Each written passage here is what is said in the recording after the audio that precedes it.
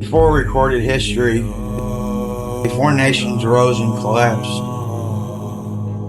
before the world learned to measure time the way we do now,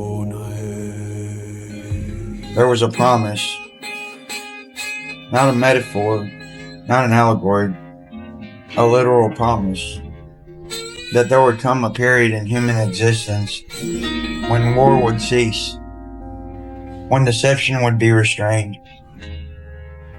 when the influence of darkness over the world would be bound. This age was called the 1,000 Years of Peace. For centuries, that idea has been treated as something distant, something humanity is still waiting for. But what if that assumption is wrong? What if the question is not when it will happen, but when did it end? Because history, as we inherit it, is not just a record of events, it's a record of what survived to be written down. And what survives is not always the full story. Imagine a world where conflict truly stopped, not reduced, not managed, but stopped completely. No global wars to reset civilization, no widespread collapse to force humanity to begin again. No desperate struggle for survival shaping culture through trauma. Instead, generation after generation inherited stability. Knowledge wasn't rediscovered, it was maintained. Cities weren't rebuilt, they were continued. Structures weren't ruined, they were simply part of everyday life. 1,000 years like that would not look dramatic to us. It would leave behind the kind of scars historians are trained to look for. Because peace doesn't leave wreckage. Peace leaves continuity, and continuity is incredibly easy to misinterpret once its origins are forgotten. Ancient writings describe this age as a time when the adversary, the force associated with deception, was restrained. Not destroyed, but restrained. Unable to influence nations the way it once had. Unable to mislead humanity on a global scale. Humanity for a time existed without that interference. But prophecy never said that restraint was permanent. It said there would be a moment when it would be lifted. Not with an explosion, not with fire from the sky, but with release, a quiet return. If such a transition happened, it wouldn't necessarily look supernatural. It would look like confusion. Gradual moral fracture. Division where there had once been clarity. Truth becoming harder to agree on. And history becoming harder to verify. Not because knowledge vanished overnight, but because influence returned. Deception doesn't announce itself, it blends in. And this is where the theory becomes unsettling. Because when historians examine the past, there's an unusual gap. A period where timelines blur. Records contradict one another. Technological leaps appear earlier than expected. Architectural achievements emerge without clear progression. Civilizations seem to inherit knowledge they did not build. And entire chapters of human development seem misaligned. We call these anomalies. But what if they are not anomalies at all? What if they are remnants of a world that already experienced its global age, and then forgot it?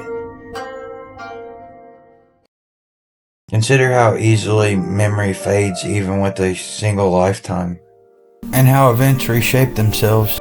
Details get rewritten, and meaning changes depending on who records it. Now stretch that process across centuries, across cultures trying to reinterpret a world that they no longer fully understand. Over time, explanation replaces understanding. Stories replace memory. Eventually, even the idea that something greater existed becomes myth. Not because it wasn't real, but because it becomes inconvenient to explain. If the 1,000 years of peace truly happened behind us instead of ahead of us, then we are not living in a build-up to the kingdom. We're living in what comes after. The world described not as peace, but as deception. An age where truth and falsehood become harder to separate. Where humanity continues advancing outwardly, technologically, scientifically, and materially, while inwardly becoming more divided about meaning, purpose, and reality itself. An age where information expands, but certainty collapses. This would explain something strange about our modern world. We are more connected than any civilization in history, yet more fragmented. We have access to more knowledge than ever before, yet less agreement on what is true. We can see everything, but understanding feels further away. It is not the absence of information that defines this era, it's the distortion of it. Deception, in its most effective form, doesn't erase the past, it reframes it. It introduces just enough doubt to make clarity impossible. And once clarity is gone, humanity begins rebuilding its identity without realizing what it lost. Not destroyed knowledge, disoriented knowledge. If this interpretation is correct, then the modern age is not simply another chapter of progress. It is the aftermath of something extraordinary, a long echo of peace the world no longer remembers experiencing. We build, we innovate, we search for meaning, all while standing on foundations laid in a time we no longer recognize. And maybe that is why the ancient warning was never about destruction alone. It was about forgetting. Because a world that forgets it once lived differently becomes easier to lead, easier to divide, easier to convince that chaos is normal. So the real question may not be whether humanity will one day enter 1,000 years of peace. The real question may be, did we already live through it and failed to realize when it ended? If that is true, then we are no longer waiting for the age of peace.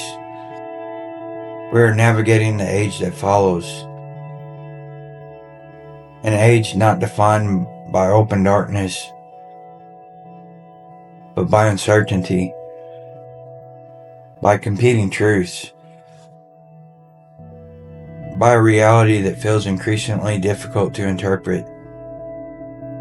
An age many have called across cultures and generations, the age of deception. Do you think we're in the age of deception? Let us know in the comments.